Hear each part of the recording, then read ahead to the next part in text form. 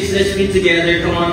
In the year that King Uzziah died, I saw the Lord seated on a high and lofty throne, and then the hem of his robe filled the temple. Seraphim were standing above him. They each had 6 wings.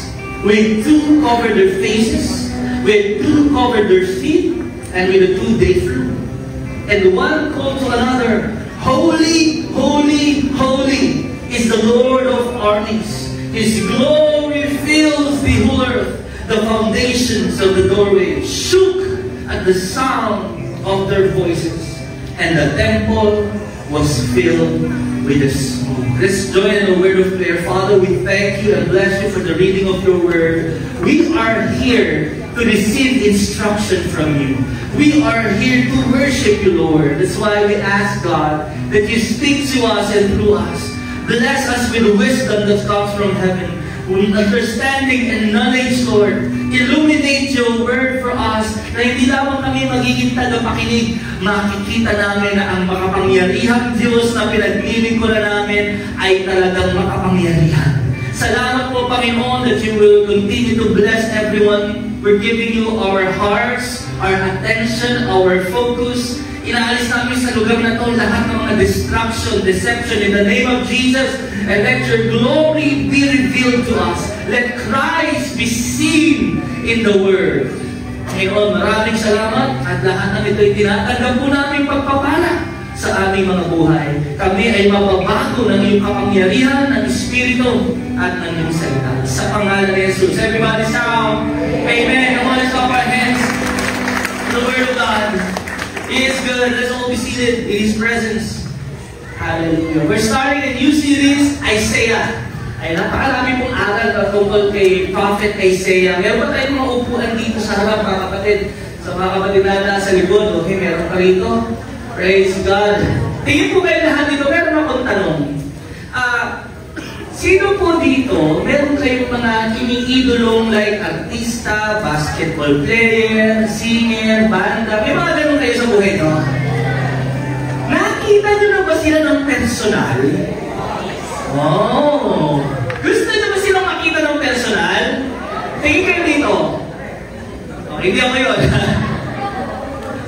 How will you respond kapag yung idol mong basketball player na-meet mo face-to-face? Yung K-pop, yung mga Koreanong iniidolo mo, maharapan mong nakikita. How will you respond? How will you react? Sige nga, paano pwede natin pakiramdam? Kikiligin, okay? Siyempre, di ba, artista yun eh. Napapanood ko lang sa TV. Ngayon, katabi ko na. Sabi mo sa katabi mo, huwag kang mabibigla sa akin, ha? Dati, pinagpa-pray mo lang ako. Ngayon, diba? We've been to, someone gifted us. I think it was Mark. Sino si Mark? Okay, si Mark, niregaluhan niya kami ng asawa ni Ish. Ng, tawag doon, basketball game. Ginebra San Miguel. Oh, talo eh. Paralo si Daddy Pogs eh. SMB yan eh. So, nandun kami. Alam mo bang kahit mismo ako na starstruck ako. Sabi nga ni Sabi, tawa sa akin. Kasi alam mo, very observant ako eh. Pinitin ako yung, sino yung pag-basketball player? Pawis, di ba? Diba? Pawisan, di ba? Pero pagdating mo, sabi ko, bakit ganyan yung mga Ginebra players? Ang gagwapo ang puputi. Parang gusto mo ikisto, ah. Bakit kahit pawis sila mukha sila mabango? And I was starstruck. Oh, wow! Gwapo! Ang gagaling! Alam mo, nagsisigawan yung mga tao. Di ba? Naranasan nila yun? Yung starstruck kayo? Kasi ito yung pinapanood ko, ah. Ito yung pinapakinggan ko, ah. Like, meron tayo favorite na banda. Iba po yung pakiramdam. But some people, ang respond nila, when they saw their idol, natatakot lang, nahihiyang lumapit. Yes? Nahihiya. Hindi ko kaya. Iba-iba po yung response. Because I'm asking you this question. Because this chapter is so powerful nakita po ni Prophet Isaiah ang Diyos na lumikha ng langit at lupa. He saw God in heaven. And itong book of Isaiah, pag binasa po natin, ang tawag sa kanya, it is the book of salvation. His name means Jehovah, the Lord is salvation. Isaiah, kung mapapangalan ko yung sa bata, maganda yan. The Lord is my helper. Okay? So, yung ibig sabihin ng kanyang pangalan. Nagkaroon po, ito pong Isaiah, pakinggan nyo, ilan ang libro sa Bible? 66. Tawag kay Isaiah sa kanyang writings, he was a major prophet. Bakit major? Merong minor. Major kasi marami po siyang sinulat. Ganun lang yung sa dami ng sinulat. Hindi ibig sabihin mas magaling yung prophet na yan or walang masyadong effect. No. Dahil doon sa kanilang writings.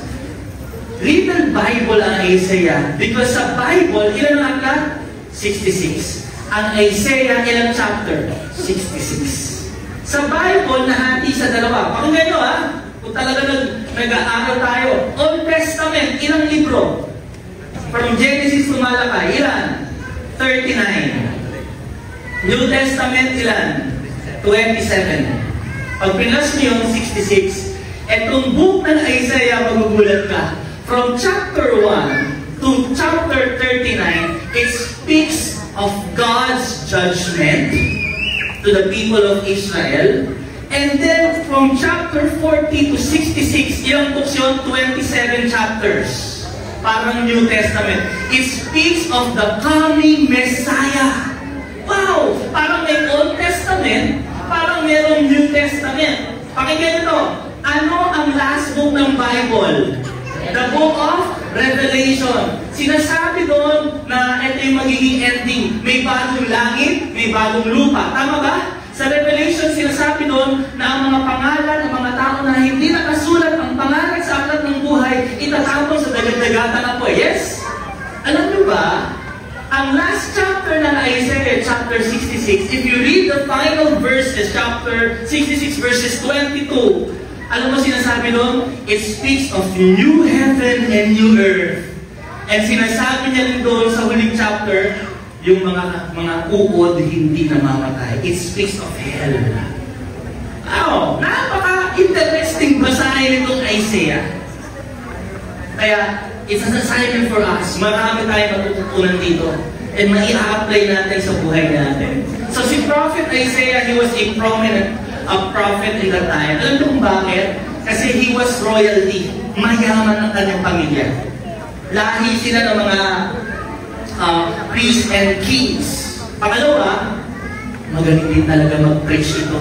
Sabi nga ng mga scholar, kung si Prophet Isaiah buhay sa atin ngayon, nag-preach to sa mga malalaking stage. A lot of people, influence niya malaki, malakas.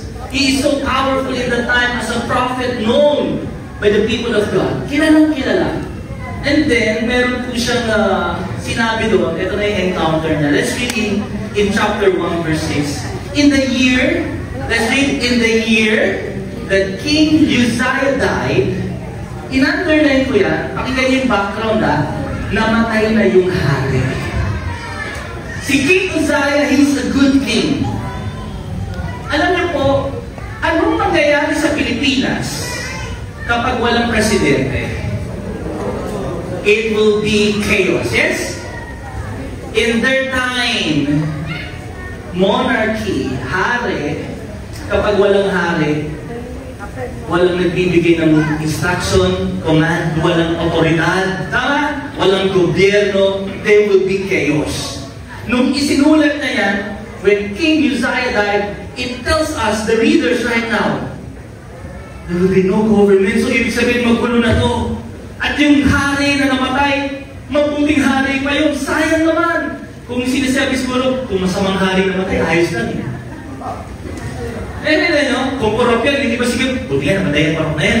Pero this time, this is a good king. Talagang, napamahalaan niya yung people of God. Magandang record niya. Dahil ang problema, he's dead. Patay na. No governance. The throne is empty. No one is in charge. Konektado to, sinasabi ko. Walang hari, walang nakaupo sa trono. Pero sa vision na pinakita ni Lord sa kanya, sabi mo vision, the people are depressed. The people may be discouraged. Ano yan? Wala na yung mabuting hari. Wala na maglilig sa atin. And God revealed Himself. Yung trono ng Israel, walang naman, walang nakaupo. Pero sinabi doon, nakita niya, merong Diyos na nakaupo sa kanyang trono. Are you listening here? Ano ibig sabihin nito? Maybe you are discouraged. Maybe you are depressed. Maybe you are disappointed. Dahil walang nakaupo sa trono. Ano yung mga bagay na nagbibigay sa'yo ng kalungkutan, ng pangangamba? Dahil para bang wala pang Diyos, wala pang nakakakita ng aming pinagdadaanan. Kapatid, God is sitting on the throne. Nandun ang Diyos na nakaupo sa kanyang trono. And sabi niya dito, the Lord sitting on a throne, high and exalted. Kanina, pinag-uusapan namin ito ng mga anak ko. Tinuturo ko sa kanila. Sa turo ng Bible, ilan po ang langit? Sigurado kayo? Sure? Tatlo. Tinetest ko lang kung talaga sigurado kayo. The first heaven is the atmospheric heaven. Nandun yung mga airplane, yung ibon, tama? That's the first heaven. Are you listening? The second heaven is the celestial heaven. Nandun yung mga planets and stars, the universe. Wala pa doon yung Diyos. Malaki ba yung universe? Yes or no?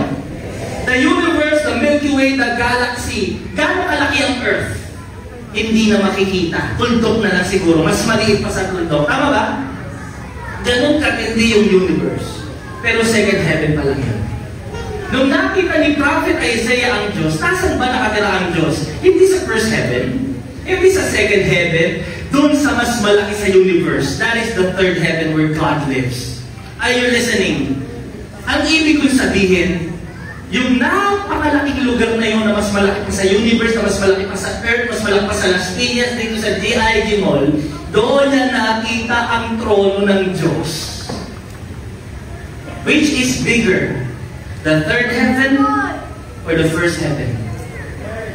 Malamang third. Kaya ang sabi ng Bible, heaven is His throne, the earth is just His footstool. Apakan niya lang yan. O pag-usapan natin, sabi, nakaupo sa trono. Gaano kalaki ang trono na yun na kanyang nakita? Wow! Gaano kalaki ang trono na yun? Can you just imagine that? Think of this, earth.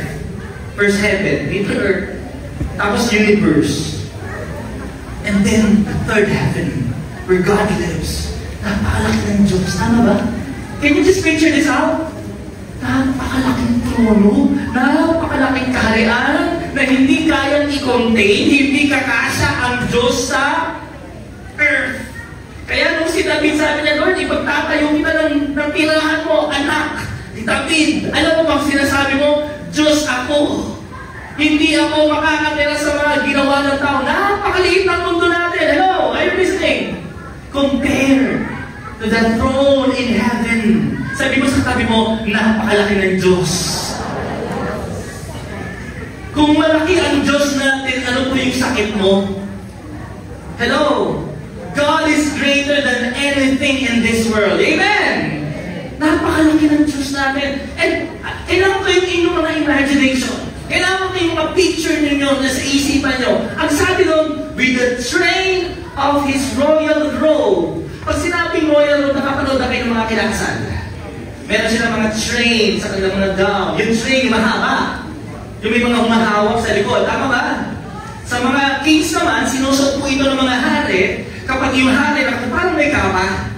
Tapos yung kapa na yun, mahaba din yun. Yes? Look at what the Bible, how the Bible described God's throne. His robe filling the most holy part of the temple. Pagdating to ni Isaiah, napaka-plain, napaka-simple. Makikita mo agad ang Diyos nandun sa trono.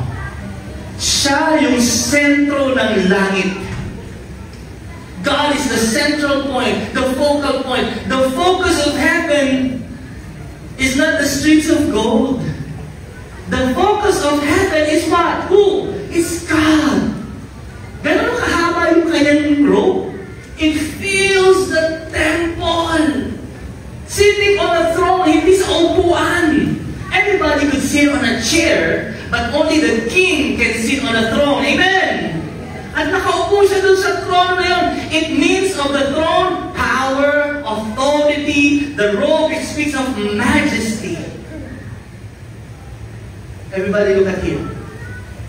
When we come to worship God, sino ni Diyos yung nakikita mo?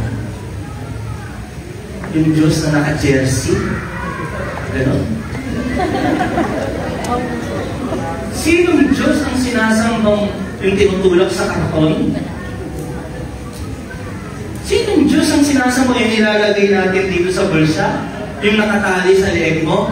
Who is that God who is you are worshiping? That God who is on the throne, who is great and mighty and marvelous and big. Sabi mo sa katabi mo, makapangyarihan ang Diyos ko. Malaki ang Diyos ko. Amen! Kaya kahit anong hinaharap natin, just think of this. This verse, ang laki ng Diyos natin. Anong problema mo na hindi na kaya solusyonan? Anong sakit mo hindi na kaya pagalingin? Anong mga problema mo? Kasi sa Lord pala na, God is on the throne. Nakita mo na yung Diyos? Picture out. Ito yung nakita ni Isaiah. Ganun kalaki yung Diyos. Oh! He's on the throne. Yung kanya pong robe is filling the temple. Next verse. Ito na. Above him. Okay? Picture nyo, imagination nyo, ha? A throne in heaven. God sitting on the throne. Above him. May mga, ano nakita doon? Seraphim. Sabi mo, seraphim. I took a picture there from Google. Medyo malapit. Okay? Seraphim, but I'm not saying this is the exact. Pero kasi merong 6 na pakpak. Nakatakip sa mukha. Nakatakip sa paa.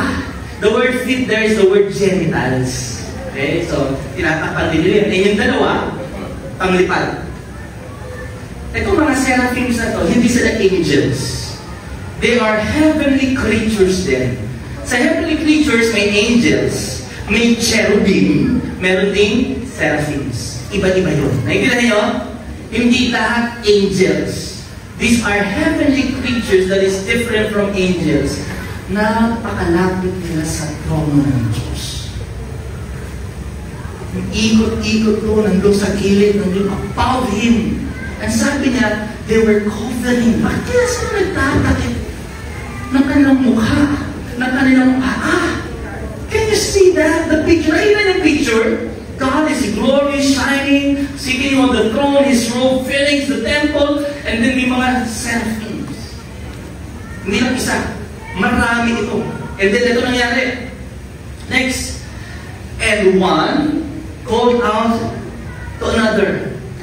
Ang sabi ng isa, ng isang seraphim, ang sabi niya, Holy, holy, holy is the Lord of hosts. The whole earth is filled with His glory.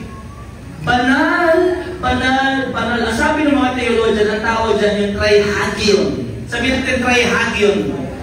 Sa language po ng Hebrew yung Old Testament sinulat eh. Kapag may gusto kang sabihin na napakatindi, intensity, grabe yung intensity, inuulit-ulit, hindi 2 beses, 3 beses.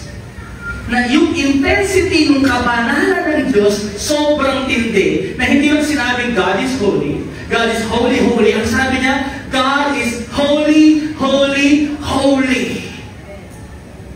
Nung sinabi ito ng isang seraphim, ano nangyari mga kapatid? And the foundations of the thresholds, ano nangyari? Trembled at the voice of Him who called out. And the temple was filling with smoke. Anong ibig sabihin? Etong mga seraphims na ito, ang isa sa mga role nila sa langit, mga angels, may mga role yan. Ang role nito mga seraphims, according to the Bible, anong pinaka-role nila? When they're saying, Holy, holy, holy, malapit ka sa Diyos eh. Holy, holy, holy is the Lord of hosts, Lord God Almighty, the whole earth is filled with your glory. What is that? Amen. You're giving praise, you're giving worship. Yun ang kanilang trabaho. But listen, these seraphims, nagsalita sila na yayanig yung templo. Langit na yayanig. So they're so powerful that their voices, the words they say, it affects heaven. Tama ba? Hindi lang earth, pati yung langit na aapektuhan. These are powerful heavenly creatures. But listen, katabi na nila ang Diyos. Makapangyarihan ang pagkagawa ng Diyos sa mga seraphim. Pero bakit nagtatakip sila ng mukha? Bakit sila nagtatakip ng kanilang mga paa? You know why? Because they cannot contain the great holiness of God. Sobrang tindi ng kabanalan ng Diyos. Hindi nila kayang matingnan. May kilala kayong ganung tao. Hindi na-experience ko yan eh. Siyempre, gagaling din tayo sa dilim. Ayun, pag ikaw, Christian ka o pastor ka, pag yung katabi mo talagang makasalanan ng buhay, nagawa kung ano-ano, pag katabi mo parang, pastor ka nabi sa akin, pwede ba ito pa naman umupo? Naintindihan yan? It's because of the holiness of Jesus. Liwanag ni Lord. Naintindihan yan? May mga ano kaya kong office meeting, wag yan ako ka dito. Sa iba ka na lang. Ayaw ka namin invite. That is the holiness of God. Hindi nila kayang makita, matingnan. Napakalapit mo sa Diyos eh. You will be consumed. Mawawasak tayo. Kaya nga sabi ng Panginoon, no one can see my face yet live and live. You will die in the presence of God. Tingin nyo ba man, tayo pag nagpakita ang Diyos sa ating buhay ka pa, hindi na. Sa dami ng kasalanan natin, napakabanal niya eh. Starstruck si Isaiah. At itong star, yung pagka-struck niya doon sa Diyos na nakita niya, marami po siyang experience. And listen, and I'm telling you this, every time na pupunta kayo dito, every time you kneel down in prayer to God, before you sing that song, before you lift up your hands, ulitin ko, sinong Diyos ang sinasabi? Yan ba yung Diyos na nakapako? Na wala, hindi niya matulungan yung sarili niya? Yan ba yung Diyos na nakalagay sa salamin? No, I pray, can I encourage you? Every time you come here, in the presence of God, sabi nun, filling with smoke, it speaks of God's presence. Napuno ng presensya ng Diyos. Every time you come here, picture out this verse. Na yung sinasamba mong Diyos, hindi yung naka-jersey, hindi yung kahoy, bakal, hindi picture. You are worshiping a God who is powerfully sitting on the throne with all authority in heaven, on earth, the creator of everything we see. Yun ang Diyos natin. Pag pupunta ka rito, kaya na sinasabi ko sa mga anak ko, tinutulong, actually may advanced preaching na sila papunta dito. Sabi ko sa kanila, pag nag-worship tayo, look at here, give it a chance. Give it a chance. Ikaw, sabi ni Lord, gusto ko rin makita mo ako sa langit. Pero buhay ka pa rin naman, Hindi naman, how would you respond? Kung ikaw nakita mo ito, anong respond mo? Sige nga po, anong pwede nyo maging respond? Baka matakot kayo. Tama ba? Yes or no? How will you respond? Baka lumuhod ka na lang, hindi mo matingnan ng Diyos eh. Tama ba? I had this one of my personal experience with Jesus. I was praying. Sabi ko, Lord, ano ako nun eh? Really praying in hours that time. Sabi ko, Lord, pakita ka naman sa akin. Gusto ko magkaroon ng encounter sa'yo. Pray ako visions, dreams. But Lord, this time gusto ko visible, makita kita. Alam nyo, kapatid, hindi ko na kailangan bumilat. Kahit nakapikit ako. Alam mo, parang x-ray. Kahit nakapikit ako sa sobrang tindi ng liwanag ni Jesus. Ito, hindi siya nagpakita ng katawan, ng mukha niya, ng buong siya. So Suminig lang siya ng ganun yung paa niya. That bronze feet. Umiyak na, Lord, sorry po. I cried. Humingi na ako ng tawad. You know why? Doon sa liwanag ni Jesus, nakita ko yung sarili ko, hindi ako mabubuhay kapag kasama siya. Magkasalanan ako. I saw that. Pero hindi ako nakadilat ha. I was pray and pray. And then bilang nagdiwalag din, ayaw ko na Lord, ayaw pala kita makita. Yes. You know why?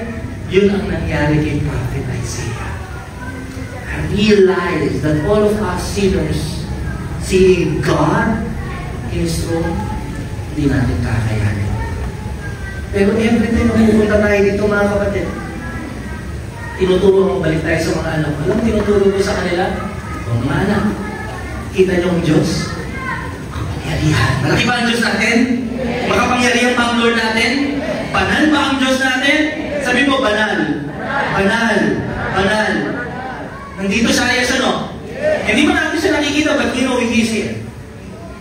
Because the word says He is here. Listen, ano yung attitude natin when it comes to worshiping God?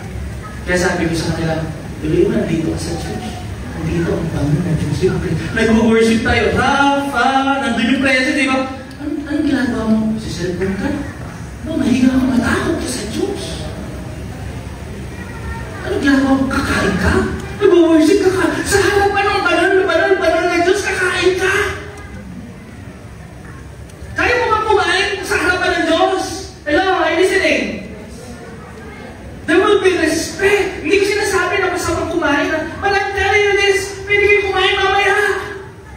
Pero masarap mong kayo salita ng Diyos. Nag-worship tayo yung banal na Diyos. Ano yan? May pa-browse ng Facebook, nag-engage ka? Hello? Kilala mo ba yung Diyos na inaawitan natin? Kilala mo ba yung Diyos na sinasamba natin? So we come here. Kaya sabi mo, minsan napapaiyak ka na lang eh. Tama ba? Kasi nare-realize mo na napakadumi mo. Parents, look at your parents.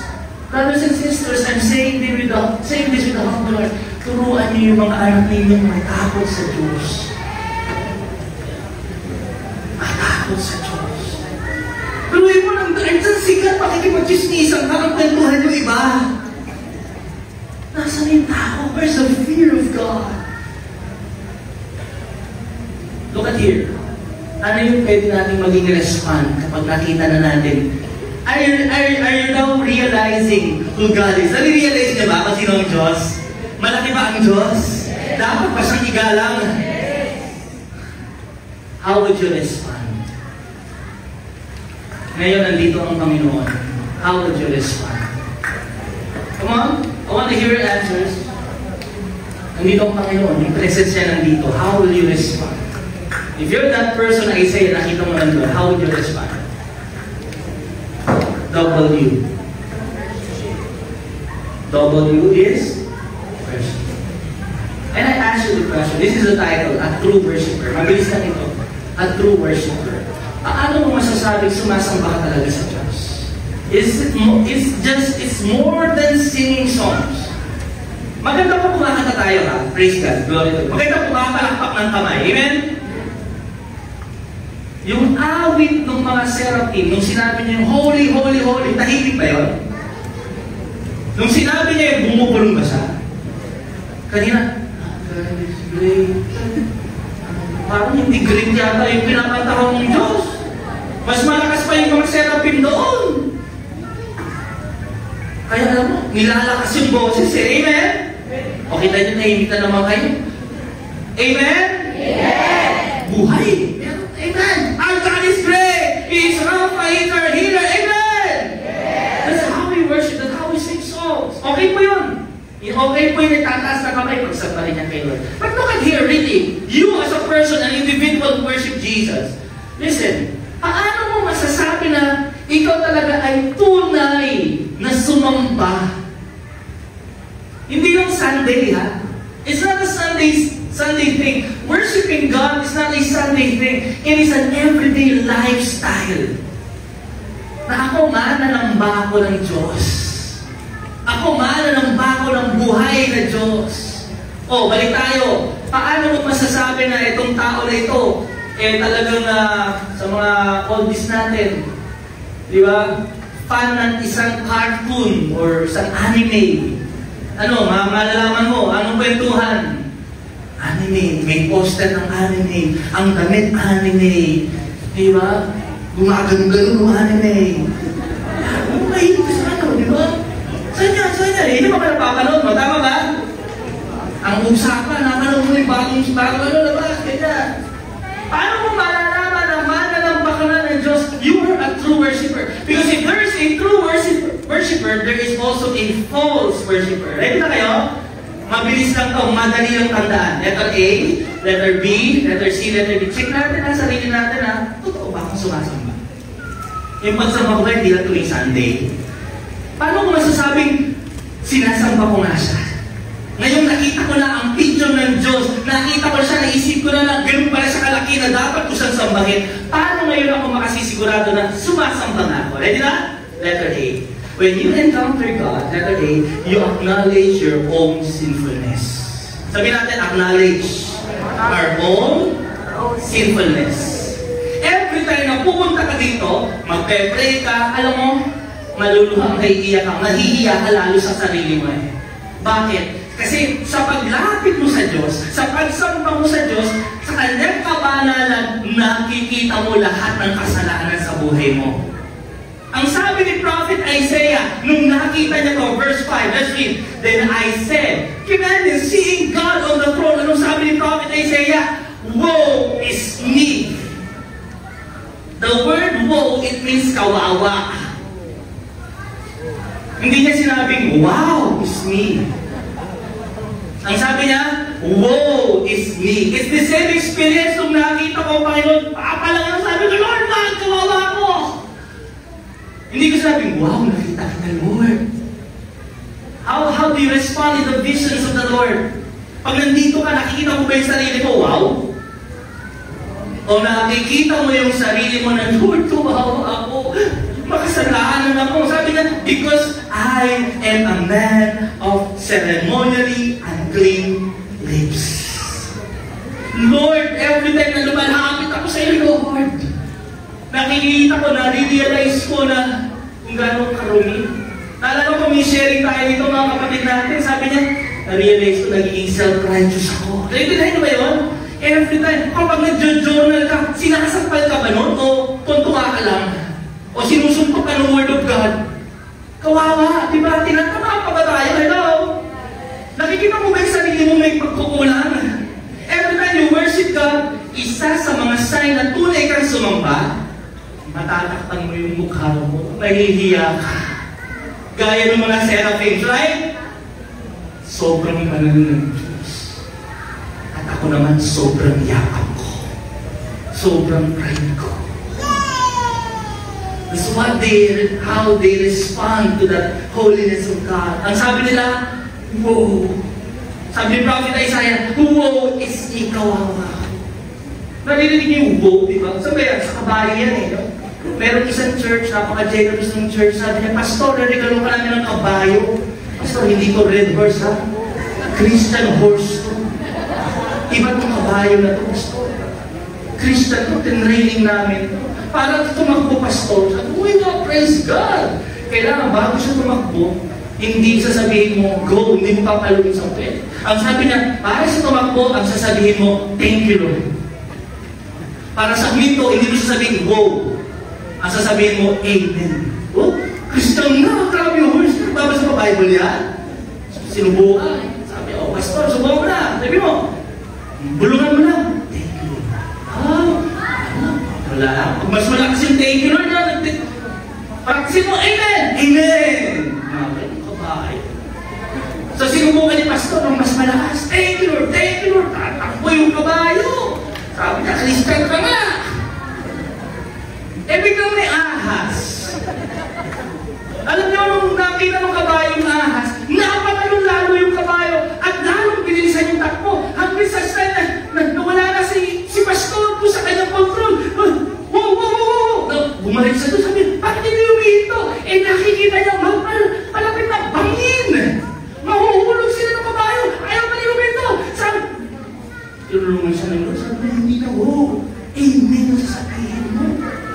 naalala yan, Amen! Malapit na, Amen! Tapos nung narinig yung kabayo, Amen! Oo! Muntik na silang mahulog. Sabi ng pastor, Hi Lord, thank you Lord. Yung iba hindi niya nakuha, no?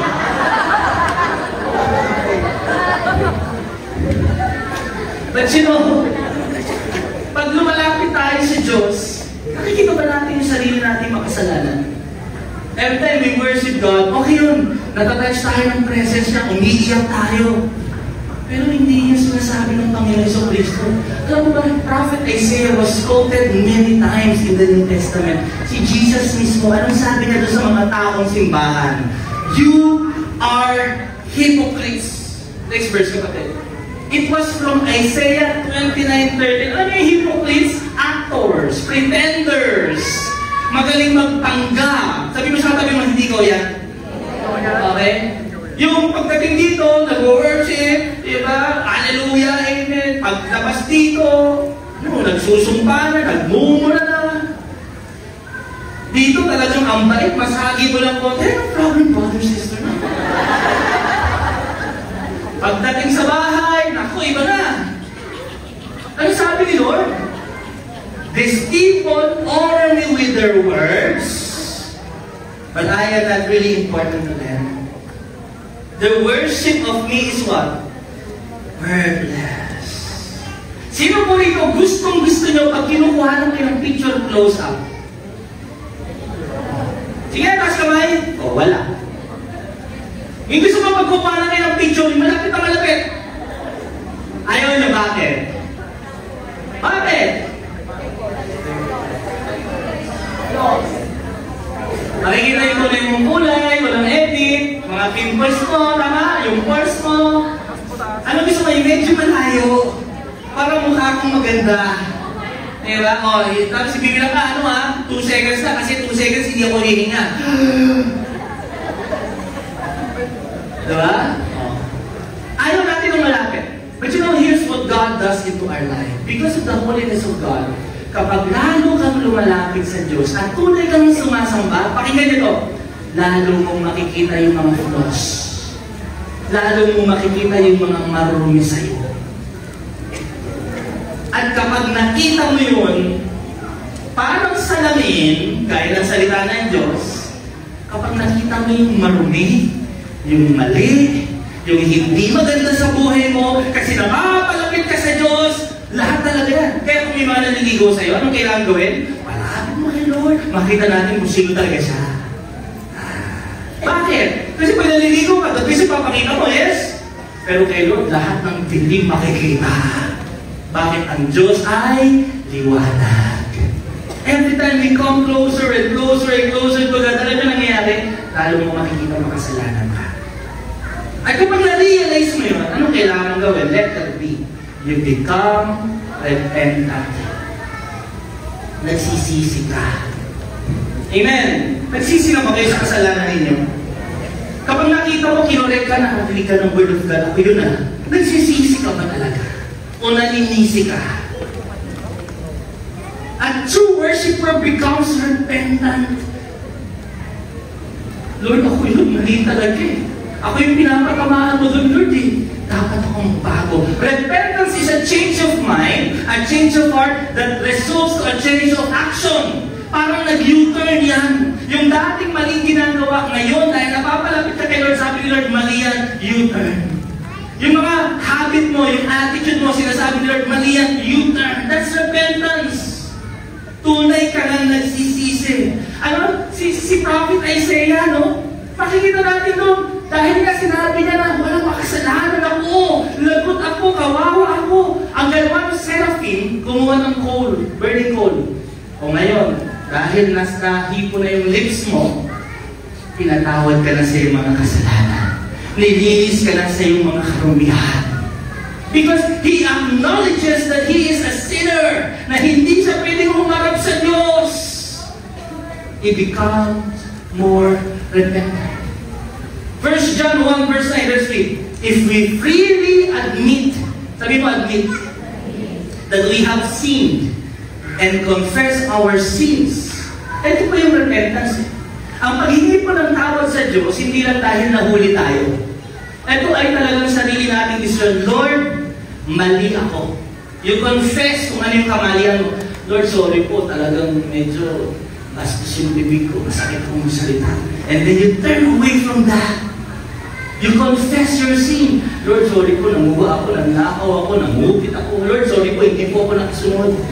You see, that's repentance and change of action. Sabi niya, He is faithful and just. He is true to His own nature and promises. He will forgive our sins and cleanse us continually from all unrighteousness. Look at here, everybody. Paano mo malalaman ang isang taong tunay na nagsisi? Mayroong pagbabago. Hello? Amen? Sabi mo na sa tabi mo, may pagbabago. Yeah. Ano sabi? Matthew 3:8, let's read. Produce fruit that is consistent with repentance. Ano yun? New behavior. There's a change of heart. There's turn away from sin. Hindi lang naman patawarin po ako sa ganito. Tapos patuloy ka pa din. Hindi ka tunay na nagsisi. Are you listening? Kung tunay na nagsisi sa inyong mga kasalanan, patunayan saan? Saan pa patunayan? Hindi sa salita. When you acknowledge your own sinfulness, you become repentant of your sins. And pangatlo, paano mo masasabing tunay kang sumamba? Let's see, this is very important. Letter C. Nagkakaroon ka ngayon ng commitment to obey God. Ikaw mismo, yung mga pinapagawa ni Lord sa'yo, sige Lord, gagawin ko yan. Ano sabi ni Prophet Isaiah? I heard the Lord, the voice of the Lord. Narinig niya eh. Narinig mo yung boses ng Panginoon. Ang sabi ng Lord, whom shall I send? Who will go for us? Ano sabi ni Prophet Isaiah? Ano sabi niya? Here I am. Send me. Alam niyo, when I was reading this, grabe yung commitment niya. Kung tunay kang sumasamba sa Diyos, susunod ka sa Diyos. Amen? Kung tunay, mapakita rin. Talagang sumasamba ako, ibig sabihin, natututunan mo sumunod ng sumunod sa Diyos. Kung ano yung binabasa mo, naririnig mo, kung nagbabasa ka ng word, tunay ba ako sumasamba o tumatalino lang ako? Nadadagdagan lang yung kaalaman ko. Ang tunay na sumasamba, hindi lang nadadagdagan ng information. Nagkakaroon ng transformation. Amen! And sabi niya dyan, whom shall I send? Who will go for us? Para sa iba, sasabihin niya, Lord, saan pupunta? Ano gagawin? May ganun ba si Isaiah? Wala. He was available. He was willing to do whatever God told him to do. Pag sinabi ng Lord po, dadalhin pumunta sa ganito, sinong isusugo? Lord, paano kong gagawin? Sige po, ready po ako. Can I tell you this truth? Tingnan natin kung nasaan tayo. Bilang mga Kristiyano, napakaraming Kristiyano, they are believing but they are not committed. They are believing, but they are not committed. They believe in God, but they are not committed to God. They believe the Bible is the Word of God, but they are not committed to read the Word of God. Nasaan tayo doon? Are you just believing? Sabi ng Bible, James chapter 2, even demons believe, and they shudder. Naniniwala ka ba sa power ng giving, sa tithes? Oo, naniniwala ka dyan. Committed ka ba? Pwede kasing naniniwala, maraming naniniwala pero hindi naninindigan. Kasi kapag naninindigan ka, gagawin mo kahit ano pa man ang sitwasyon. Are you just believing or you're committed to obey God? Paano ba tayo magiging committed? Number one, yung loyalty mo sa Master. Yung loyalty mo sa Diyos. Na kahit anong ipagawa, Lord, sige Lord, gagawin ko. Listen, in 2 Timothy chapter 2, let's read. As a good soldier of Jesus Christ, accept your share of troubles we have. A soldier wants to please his what? Commanding officer. We do not come here to worship and please people. We are here to please God. Amen! So paano natin malulugod ang Diyos sa buhay natin? Just do whatever God told us to do. Kung ano narinig mo, gawin mo. That's how committed you are. Colossians 2:6-7, let's read. Therefore, as you have received Christ Jesus the Lord. Tinanggap ka na ba si Jesus sa buhay mo? Yes or no? Sagot mo, tinanggap ka na? Yes or no? Ang sabi niya, walk in union with Him. Tuloy-tuloy sa lakad. Amen? Ano ibig sabihin nun? Reflecting His character in the things you may do, you say, living lives that lead others away from sin. Nakikita yun sa buhay mo. Hindi po tapos na humingi tayo ng tawad, tinatanggap kita sa buhay ko. In Jesus' name, Amen. Hindi po doon natapos. You continue, sabi, having been deeply rooted in Him. Kailangan konektado ka, nakaugat ka kay Jesus. Hindi lang sapat na naniniwala ka sa Kanya. You continue to walk with Him. Rooted, committed. Paano ko magiging committed? Yung loyalty mo dapat sa Kanya. Si Lord ang masusunod sa buhay ko. Amen? Ano pa? Pangalawa, paano tayo magiging committed? Alamin mo kung ano ang dahilan ng lahat ng bagay na meron ka. Time. Oras. Sino po dito pag nag-grocery kayo, may listahan kayo? Go-grocery po sa Pure Gold, may listahan. Yes o no? Pag wala kang listahan, pumunta ka doon, mabibili mo yung mga hindi mo dapat bilhin, at hindi mo mabibili yung mga dapat mong bilhin. That's the same with time. Sa time na meron ka, ano ginagawa mo sa oras mo? Di ba dapat nakapag-journal ka muna bago ka mag-Netflix? Hello? Ilista mo na yun, check journal, check prayer. Hello? Kailangan may listahan ka. Because why? You are committed. Gusto mong lumago eh. Amen? Sumasamba ka sa Kanya. Bakit nakalista yung mga ginagawa mo para kay Lord? Bakit may calendar? Bakit may check yung attendance mo? Nag-Bible study ba ako this week? Umatin ba ako ng prayer time?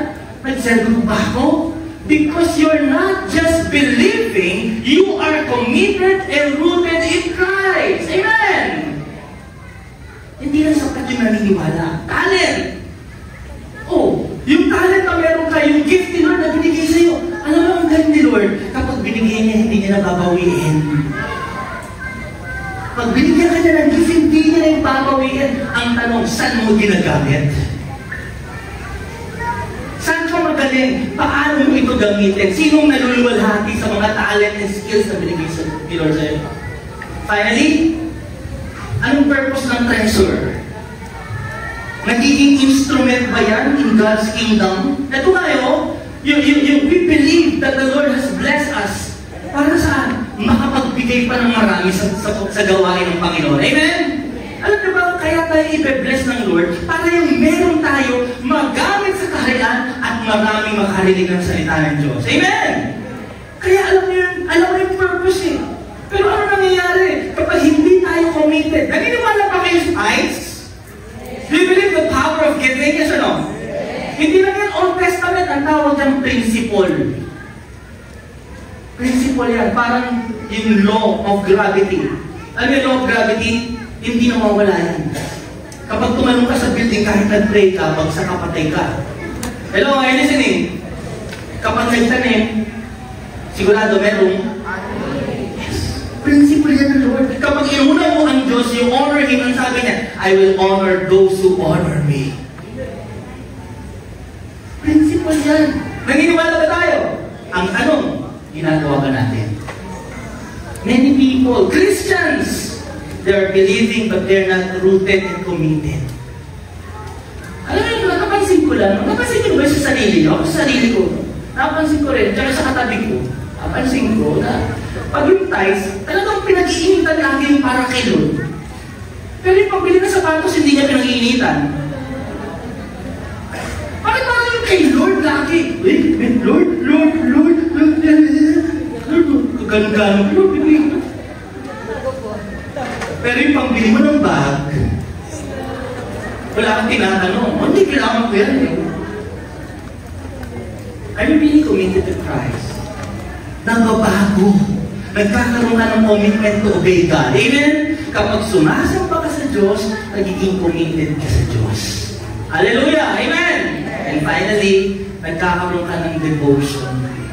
Saan? Minamahal mo ang alin? Misyon ng Diyos. Ano yung vision ng Diyos? Bakit po bumaba si Jesus dito sa lupa?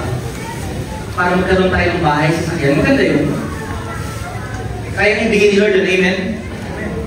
Is that the reason why Jesus came? No. He came to this earth to save. Para iligtas. Kaya nung sinabi ng Diyos kay Isaiah, "Here I am sent, isugo mo ko, Lord." Anong sabi niya? Go and tell these people, be a messenger, be my prophet. Alam mo si Jesus, meron din sinabi sa atin. Matthew 28, let's read. Sabi ni Jesus, go, therefore, and make disciples of all nations. Help the people to learn of me, believe in me, and obey my words. Listen, kung hindi ka disciple, hindi ka makakapag-disciple. Disciple is different from being a Christian. A fan is different from a true follower. Are you a fan or are you a follower? Are you enjoying the convenience or are you willing to be committed to Christ? Yung disciple kasi student yan. Pag student, anong meron sa mga student? Sagot, tatay naging estudyante, anong meron? Sagot, ano lagi dala ng estudyante? At saka ano? Notebook. Pumapasok, yes or no? Pumapasok naman every Sunday. Meron kayong mga absent ang nyo saan? Bible study, absent kayo. Saan pa? Cell group, absent kayo. Hello? Prayer time, absent. When you disciple, you are a student, you're following a teacher, the greatest teacher of all time, Jesus Christ. You learn from Him. Ang mga estudyante, may libro, yes or no? Politiko, may libro, yes or no? May Bible kayo? Estudyante po talaga ako ni Lord. Okay, yung mga estudyante, may libro, binabasa ang libro. Para pagdating na exam, sasagot. Sa buhay natin, basahin mo ang Bible. Darating exam, tawag sa exam ng mga Kristiyano, trials, testing, tribulation, pero alam mo sagot ng Word of God. Amen! If you are a student of Christ, you follow Him, help the people to learn of me, baptizing them in the name of the Father, Son, and the Holy Spirit, and teaching them. Sabi ni Lord, observe everything that I have commanded you. Listen to this. Gusto ba na talaga natin na mapatunayan na tayo ay tunay na sumasamba? You acknowledge your own sinfulness. Nakita mo, kung alam mo kung saan ka mali, pagsisihan mo yan. You become repentant. And when you become repentant, you make yourself committed, letter C, to the Word of God, to obey the Word of God. And finally, devote to God's mission. Maging disciple ka. Maging follower ka talaga ni Jesus. Alamin mo, meron tayo dito programa paano maging disciple. Hindi yan mangyayari, kailangan mong pasukan, kailangan mong mag-enroll. Ang maganda rito, libre ang enrollment. Amen! Hindi ka na nga sinisingil eh. Gusto niyo ba singilin natin para mas mahalaga? Hindi na eh. Kaya alam niyo, mayroong process, may program na tayo, papasukan mo na lang. And you know, finally, when you embrace God's mission, when you are devoted to God's mission, His mission becomes your mission too. What is important to God becomes important to you. Amen? That's how a true worshiper of God is. Kaya may message dito, yung sinasabi ni Lord, God sent His Son into the world not to judge the world, but to what? But to save the world through Him.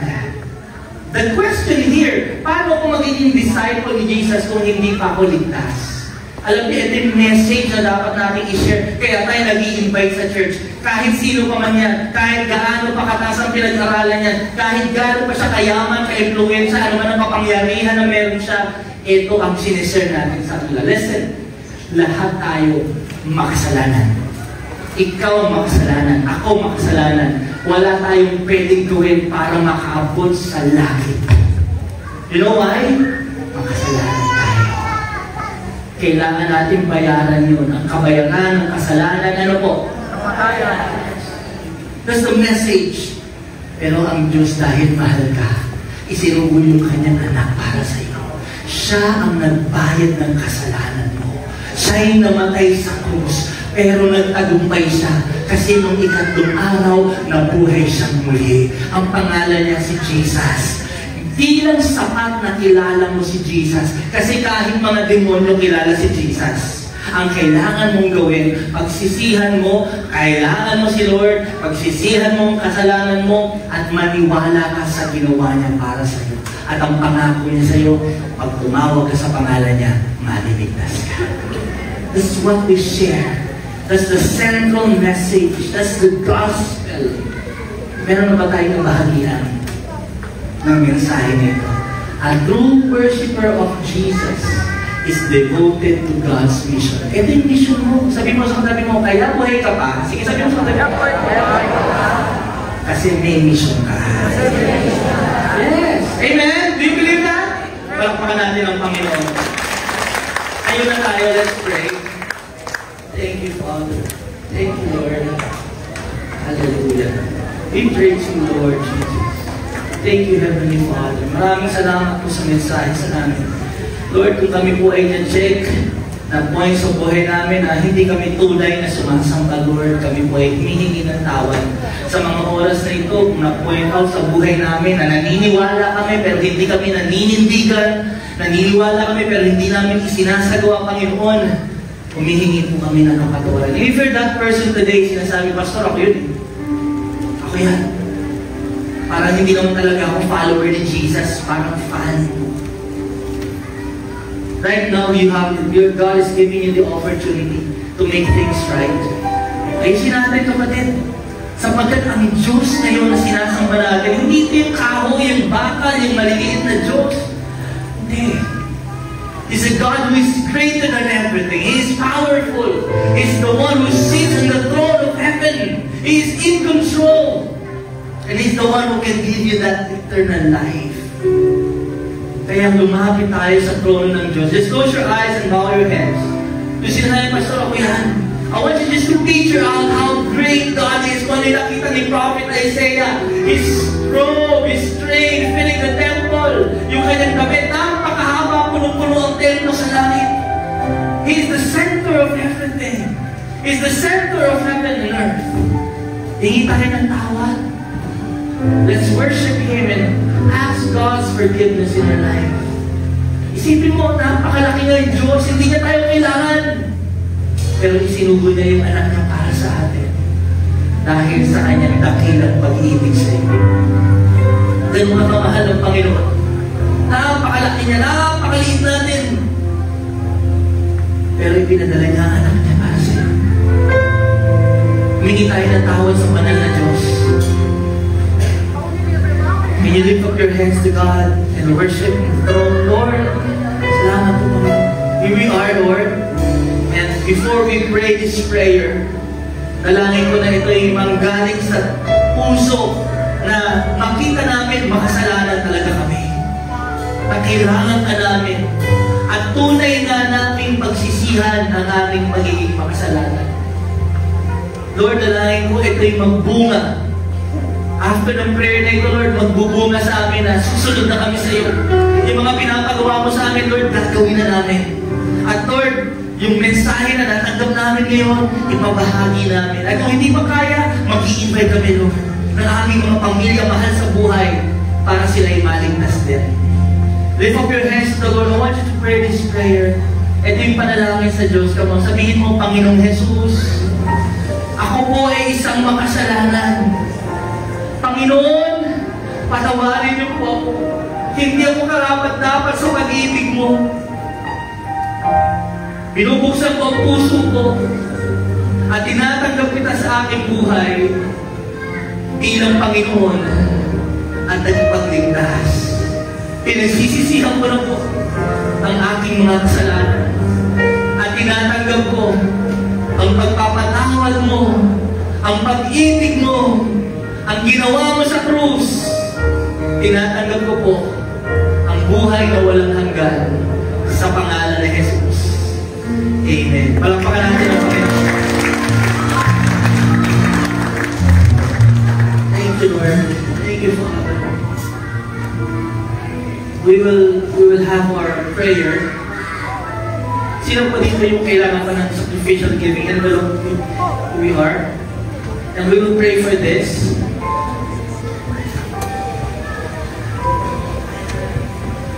This sacrificial envelope is for people who are, Lord, are really wanted to have a transformation and change sa kanilang buhay. Kaya Lord, tataas po namin ang mga sacrificial giving namin.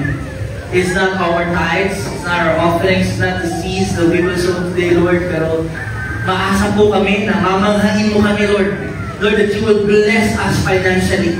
And even, Lord, na masaktan man kami sa pagbibigay na ito, alam namin, hindi ka namin kayang talunin kapag bigayan na. Ibabalik at ibabalik mo doon sa amin yung masaganang pagpapala. Kaya Lord, we're lifting up to you our brothers and sisters in Christ na nagdesisyon to give sacrificially sa iyo.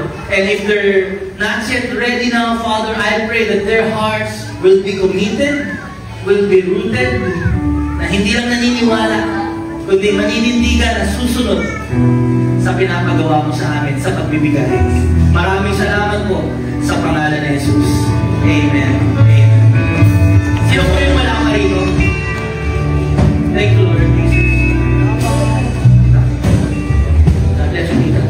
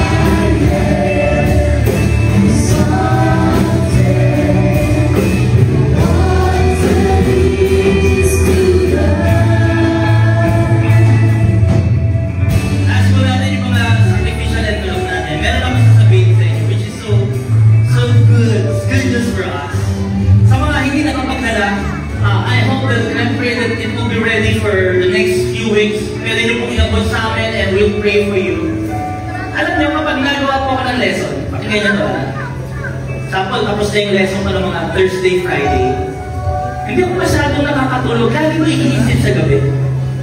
And you know what? Last week, we're praying for a sacrificial, the power of sacrifice. Dito kayo nun, ba? Hindi ako masyadong nakatulog ngayong Saturday kasi iniisip ko nga yung message. Minameditate ko yung message kung paano ko i-deliver, paano ko sabihin. Listen to this, it is important. Alam mo bakit? Kasi habang iniisip ko, I was preaching here. I was telling the right words, the verses, binabasa ko. And you know, suddenly nagkaroon ng disruption. Nagkaroon ako ng vision from the Lord. Gusto nyo marinig? Gusto nyo makita yung nakita ko? I was preaching here about sacrifice. Hindi ako natutulog. I was just closing my eyes and just meditating. This is the vision of God. Sinabi ko ito sa wife ko kasi alam niya na agad kung ano ibig sabihin. Bigla mong may bumuhos, hindi siya bumuhos, bigla mong may umagos na parang waterfalls na color white na medyo may halong malagkit dito sa buong simbahan na wala nang makita sa atin dahil nalunod na tayo ng kulay puti na yung medyo malagkit. And you know what? After that, umago siya sa isang tulay na kung saan yung tulay na yun yung nasa ilalim nun, buhangin na mababato. Nung tumulo doon, yung malagkit na puti na yun, dun sa batong mabuhangin, hindi siya sinipset. Dinaanan lang siya. Sabi ko, Lord, ano yun? And my wife was also right about this. sabi ng Panginoon sa akin, this year, believe it. Believe it about the message. It will be flowing with milk and honey. Yun ang pinagsama na gatas at honey. You know that is shining bright. Pinagsama, kaya pala malagkit yung Lord. But listen, merong mga inabusan na mabuhangin at mapatuho. Yun ang mga puso ng mga hindi naniniwala. Pero ang sabihin mo sa simbahan, kaya kong ibuhos sa kanila ang nag-uumapaw, overflowing milk and honey blessing sa simbahan ito. Kung hindi lang tayo basta maniniwala, maninindigan tayo, susunod tayo sa Diyos. Amen! And we believe that. Come on, let's lift up our sacrificial giving to God. Lord, salamat po. We receive that vision fulfilled in our life today, Lord. This year, we will experience an overflow of milk and honey in the name of Jesus. Not just in our health, not just spiritually, not just mentally, emotionally, physically, but also, Lord, we believe that you can do it in our finances, Father. I-bless mo ang simbahang ito, Panginoon. Kaya mong gawin yun. Makapangyarihan kang Diyos. Ikaw ang may-ari ng lahat ng bagay. Langit at lupa sa iyo, Panginoon. Kaya kung kaya mong ibuhos ang ulan sa tutuyong disyerto, kaya mo rin ibuhos, Lord, ang ulan dito sa nag-uumapaw naming pagsamba, dito sa mga nagpupuri sa iyo, dito sa simbahang ito, dito sa aming pamilya, dito sa aming buhay. Kaya Lord, maraming salamat for lifting up to you. Lahat ng nalagay namin dito, Lord, pag-iisipan namin maigi, sapagkat ito'y magbibigay karangalan, kalawalhatian sa iyong pangalan, O Diyos. Tinataas po natin at tinatanggap ang mga pagpapalang ito sa banal at makapangyarihang pangalan ni Jesus. Come on, there are believers right now. In Jesus' name, do you believe it? Amen! Amen! Amen! Thank you, Lord. Thank you, Lord. Nakapag-tanim na pala kayo. Praise the Lord. Hallelujah. That's what we do. We sow in the kingdom of God. Sino po rito nag-pray kayo kasabay kanina? Humingi tayo ng tawad kay Lord. Wow, praise God. Listen, look at here. Dahil humingi ka ng tawad sa Diyos, pinatawad ka na ng Panginoon. Amen? And you know what? Ang tunay ng mga sumasamba, committed sa pagsunod sa Diyos. Amen? Kaya ngayon, nagkakaroon ng pagbabago sa ating buhay.